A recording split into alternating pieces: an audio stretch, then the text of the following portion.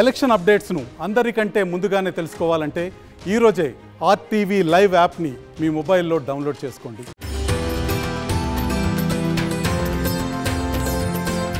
తెలంగాణ ఆవిర్భావ దశాబ్ది వేడుకలు వరంగల్లో కూడా ఘనంగా జరుగుతున్నాయి. ప్రస్తుతానికైతే వరంగల్ పశ్చిమ ఎమ్మెల్యే నాయని రాజేందర్ రెడ్డి గారు మనతో ఉన్నారు. ఈ వేడుకలకు సంబంధించి కూడా ఇలాంటి ఏర్పాటు చేశారు.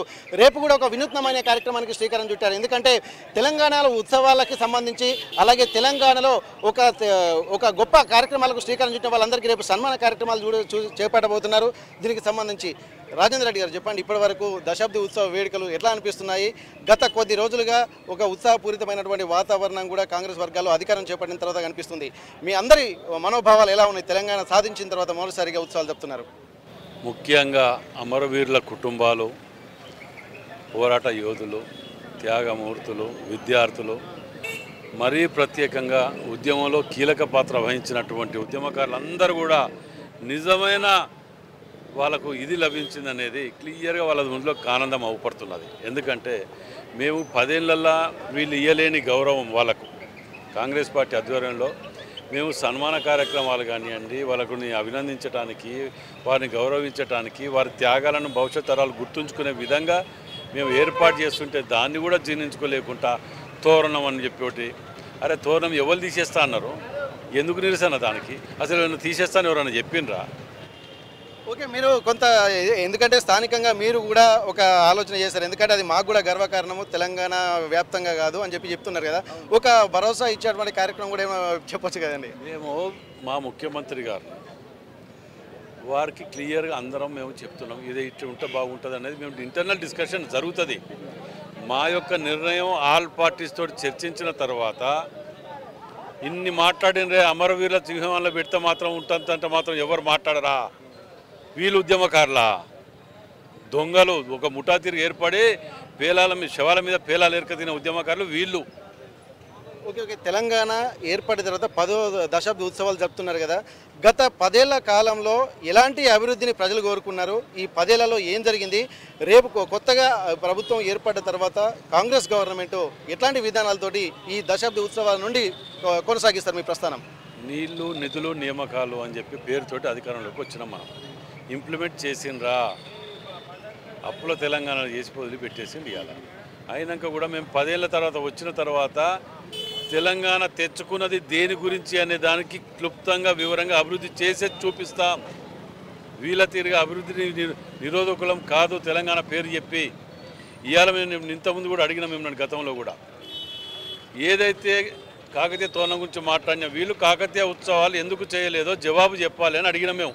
దానికి జవాబు ఉన్నదా? 10 ఏళ్లలో చేయలేని ఈ దొంగ కన్నీరు ఎందుకు గారుస్తున్నారు? ఈ ముసలి కన్నీరు, దొంగ కన్నీరు. చాతగాని దద్దమ్మలు తిరిగా కూర్చొని 10 ఏళ్ళు కాకతీయ ఉత్సవాలు నిర్వహించకపోగా ఇవాళ ముసలి కన్నీరు కార్చుకుంటూ దీని ఈ దొంగ కన్నీరు కార్చుకుంటూ మళ్ళీ మాట్లాడుతున్నారు నిరసన పేరిట. ఓకే, ఇప్పటివరకు అయితే తెలంగాణ రాష్ట్రం ఏర్పడ్డ మరుసటి క్షణం నుండే ఇల్లు లేని వారికి మేము ఇల్లు ఇస్తామని చెప్పన్నారు, డబుల్ బెడ్రూమ్లు అని చెప్పారు, ఎన్నో రకాల హామీలు ఇచ్చినటువంటి పరిస్థితి. నిజంగా ఆ పరిస్థితి, ఆ డబుల్ బెడ్రూమ్ ఇల్లు కానీ ఎవరికి అందాయి? ఇప్పుడు కాంగ్రెస్ గవర్నమెంట్ వచ్చిన తర్వాత అప్పటి ఇందిరమ్మ ఇల్లే ఉన్నాయన్నటువంటి ఒక ఆవేదన కూడా ఇల్లు లేని వారు వ్యక్తం చేస్తున్నారు. కానీ ఇప్పుడు కాంగ్రెస్ గవర్నమెంట్ వచ్చిన తర్వాత కూడా మళ్ళీ ఇల్లు వస్తున్నాయన్నటువంటి ఒక నమ్మకాన్ని అయితే వ్యక్తం చేస్తున్నారు. మీరు ఆ నమ్మకాన్ని నిలబెడతారా, లేకపోతే ఇట్లాంటి పరిస్థితి మళ్ళీ ముందుకు ఎట్లా చూస్తారు మీరు దీన్ని? 7 ఏళ్ళ కట్టిన 600 ఇండ్లు ఇక్కడ షాయంపేటలో 600 1200 ఇండ్లు కట్టినరు. 7 ఏళ్ళలో ఒక్కరికన్నా డబుల్ బెడ్రూమ్ ఇక్కడ ఇచ్చిండ్రా? వరంగల్ వెస్ట్ నియోజకవర్గంలో ఒక్కరికి ఇల్లు ఇచ్చినా కానీ నేను రాజీనామా చేస్తా. వీళ్ళకి చాతగాలే, ఇయ్యలే, అసమర్థులు, శిథిల వ్యవస్థకు వచ్చినాయి అవి ఇండ్లు.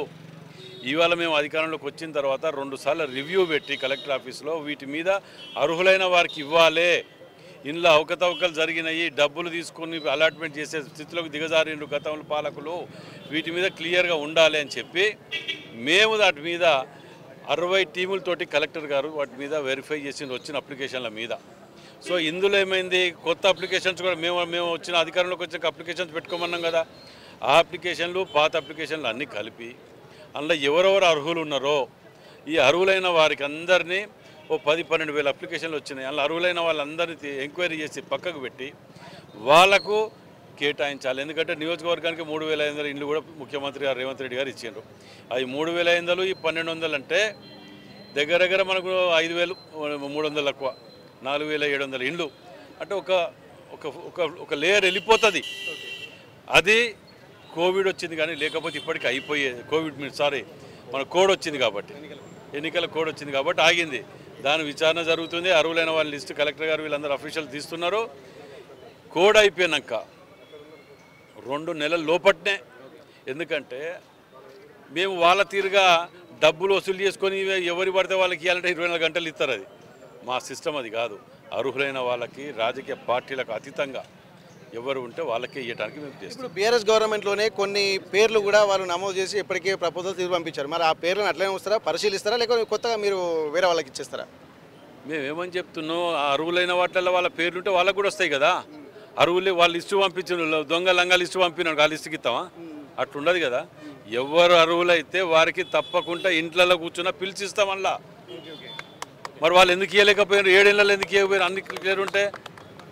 ఇప్పటి వరకు ఆవిర్భావ దినోత్సవ వేడుకలు కనీసం పార్టీ కార్యాలయంలో కూడా బీఆర్ఎస్ వాళ్ళు చేయాల్సినటువంటి ఉండే, కానీ ఇప్పుడు సాధించామని చెప్పుకున్నటువంటి వాళ్ళు ఆవిర్భావ దినోత్సవ వేడుకలు కూడా దూరంగా ఉన్నారు. కారణం ఏంటంటారు? వాళ్ళు అసమర్థులు, చెట్టు పేరు చెప్పి కాయలు అమ్ముకునేటోళ్ళు. మళ్ళీ ఇప్పుడు అధికారం 10 ఏళ్ళలో వీళ్ళు అమరవీరుల కుటుంబాలను కానివ్వండి, పోరాట యోధులని అవమానించిన అవమానాలు భరించలేక వీళ్ళని పక్క కూర్చోబెట్టినరు. ఇవాళ మేము అధికారంలోకి వచ్చినాక మేము అందరినీ గౌరవించుకుంటూ ప్లాన్ ప్రకారం సిస్టమేటిక్గా పోతున్నాం. దానికి మరో ఉద్యమం లేస్తుంది అటు ఏది దీని గురించి. అదే నిజమైన తెలంగాణ ఉద్యమకారులు చీపిర్లు మరలేసి కొడతారు వీళ్ళని. మళ్ళీ ఉద్యమం మాట ఎత్తితే వీళ్ళు, ఎందుకంటే వీళ్ళు చేసిన పాపాలు అన్నింటినీ కాదు. ఒక్కొక్కడు 1000 కోట్లు సంపాదించుకొని ఇళ్ళలో కూర్చొని, ఫామ్ హౌస్లలో కూర్చొని, ఒక్కొక్కటి ఫామ్ హౌస్లు కట్టుకొని ఇళ్ళలో కూర్చొని ఇలా వీళ్ళు మాట్లాడుతున్నారంటే సిగ్గు అనిపిస్తున్నది. ఓకే సార్, నిన్న ఫైనల్గా ఇప్పుడు నిన్న ఎగ్జిట్ పోల్స్ వచ్చాయి. ఎగ్జిట్ పోల్స్ ఫలితాలు చూసిన తర్వాత మీకేమనిపించింది? తప్పకుండా ఇండియా అని తప్పకుండా గవర్నమెంట్ ఫామ్ చేయబోతుంది. డబుల్ డిజిట్ తోటి ఇక్కడ డబుల్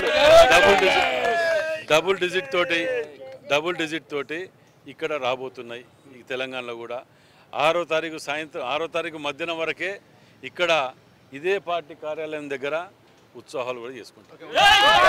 అయితే ఇప్పటికైతే ఒక జోష్ అయితే కనిపిస్తుంది. తెలంగాణ సాధించిన తర్వాత దశాబ్ది ఉత్సవాల వేడుక ఎన్నికల కోడ్ వల్ల కొద్దిగా ఒక చిన్న కార్యక్రమాలకే రూపకల్పన చేశారు. కాబట్టి ఒకవేళ ఈ ఎన్నికల కోడ్ లేకుంటే మాత్రం దీనికి సంబంధించి ఒక రూపకల్పన కూడా వేరే ఉంది. అందులో భాగంగానే తెలంగాణలో ఎక్కడైతే గుర్తింపు పొందినటువంటి వ్యక్తులు, అందులో హనుమకొండలో తెలంగాణ త్యాగమూర్తులు ఎవరైతే ఉన్నారో వాళ్ళని గుర్తించి కూడా రేపు కార్యక్రమాలకు శ్రీకారం చుట్టబోతున్నటువంటి పరిస్థితి.